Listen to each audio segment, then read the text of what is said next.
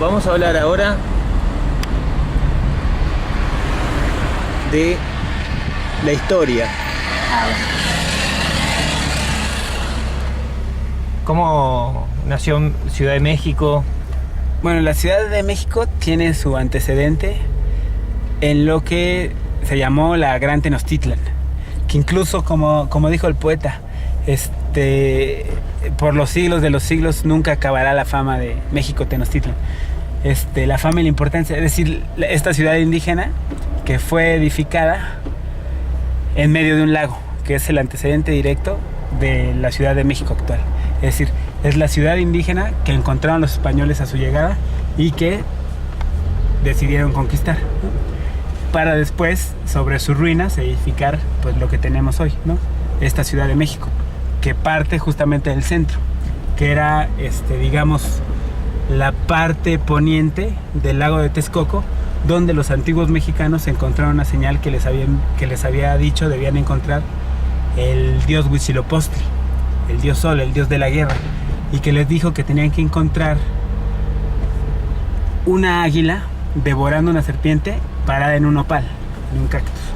Y ellos la encontraron justamente en medio del lago, en un montículo de tierra, es decir, en un pequeño islote. Y a partir de ahí es que ellos decidieron asentarse en ese sitio. Para hacerlo, idearon una forma de construcción para irle ganando espacio al agua que se llama chinampa. La chinampa es un montículo artificial de tierra que se va poniendo con ramas y con hojas sobre el agua, de tal manera que se crea un islote artificial.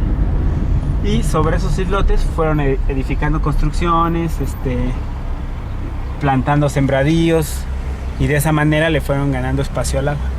La realidad del asunto es que más bien este grupo de mexicanos que llegó y que supuestamente encontró esa señal, era un grupo nómada que encontró en este espacio pues una alternativa muy positiva para vivir, porque como tú sabes, ¿Quiénes eran? pues los antiguos mexicanos eran unos nahuas que venían, se supone, no se tiene bien definido y identificado de dónde, pero según la historia de lo que se puede investigar aquí, norponiente, del noroeste, de un lugar que se llama Aztlán, que se encuentra en el estado de Nayarit, y llegaron hasta acá.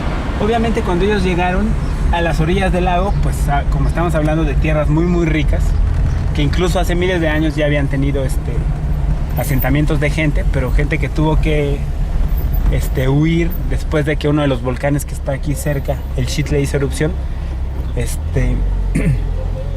Cuando ellos llegaron encontraron en las orillas de los lagos mucha gente ya asentada. Estamos hablando de cuándo, ¿qué siglo? Estamos hablando más o menos como de 1300, finales de 1200, algo así, 1300 y tantos. Y entonces cuando llegaron encontraron a muchos que vivían alrededor y no les permitieron quedarse. Entonces ellos encontraron un pequeño islote en medio del agua y les dijeron que se podían quedar ahí. Los pobladores de alrededor del lago les dijeron que sí, pensando en que no iban a sobrevivir. Y cuál va siendo su sorpresa, que con el paso de los años no solo sobrevivieron, sino que constituyeron una civilización muy muy importante, que llegó a ser muy poderosa y llegó a mantener toda la hegemonía de esa zona del país, de todo el centro del país, y muy hacia el sur y muy hacia el oriente. Entonces se volvieron poderosos, se volvieron muy fuertes para la guerra, y sometiendo a todos los que estaban alrededor, que primero no los habían dejado quedarse, empezaron a cobrarles tributo, y entonces se edificaron una ciudad muy muy importante y un imperio así muy muy fuerte que recibía pagos y tributos de todos los asentamientos de alrededor. Por eso es que cuando los españoles llegaron a Tenochtitlan, Pizarro. Estamos hablando de Pizarro. No, de Hernán Cortés. De Hernán Cortés. Que fue el que llegó hasta acá. Fue el gran conquistador. Lo que hicieron fue aliarse con todos los de alrededor, principalmente con los tlaxcaltecas, que es un estado vecino, para conquistar a los antiguos mexicanos, es decir, a los aztecas o mexicas. Es decir, les dijeron, pues, ¿para qué les sigues pagando tributo? ¿Para qué sigues estando sometido por ellos? Mejor únete a mí y juntos los podemos derrocar. La clásica de Villa y Reina Das. Ajá, exactamente. Así es como ocurrió. Es decir, incluso... Y estamos ya para ir finalizando con este pequeño bloque. Y estamos transitando por encima de... vos decías de lagos, de riachuelos. Sí, aquí lo que estamos haciendo en este momento pues, es transitar sobre el lecho de un lago muerto, ¿no? Pero las principales vialidades, como dices, son ríos. Son ríos que están entubados. Es decir, las avenidas principales son ríos entubados. Por eso responden a los nombres que tienen, ¿no? Río Miscuac, Río Churubusco, Canal de Miramontes, Canal de la Viga. ¿Hace cuánto que esos ríos se secaron? Bueno, secados no están. Contaminados sí, pero están entubados los ríos. Lo que se secó fue el lago. Pero los ríos que están entubados se entubaron, pues digamos, por ahí de los años 20, los años 30 y 40. Que circulaban barcos por ahí, decías.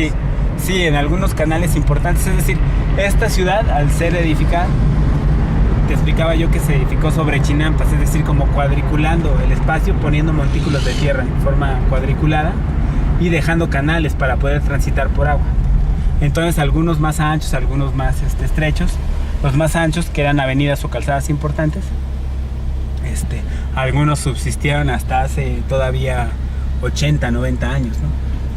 Por la que circulábamos hace rato, que era el canal de Santa Anita y la Viga, ese pues, fue el último que se secó, y de hecho era por el que se llevaba toda la mercancía y todos los alimentos hacia el centro de la ciudad, hace pues 80, 90, 100 años. Bueno, es decir, un problema de esta ciudad justamente es qué hace con el agua de la lluvia y el agua de desperdicio. ¿Por qué? Pues porque aquí era un lago, ¿no? Entonces, desde el principio, la desfortuna de esta ciudad es que en el momento que los españoles lograron dominarla, en lugar de mantener la convivencia con el agua y conservar lo que se tenía, que era una ciudad lacustre, decidieron desecarla porque no sabían encauzarla ni darle el manejo que se le debía dar, cosa que sabían hacer los antiguos mexicanos. Entonces siempre fueron víctimas de inundaciones. Hasta hace muy poco fuimos víctimas de inundaciones muy muy importantes, hasta que se logró concretar uno de los principales sistemas de drenaje que existen en el mundo, por su profundidad y por su capacidad, que es el sistema de drenaje de la Ciudad de México.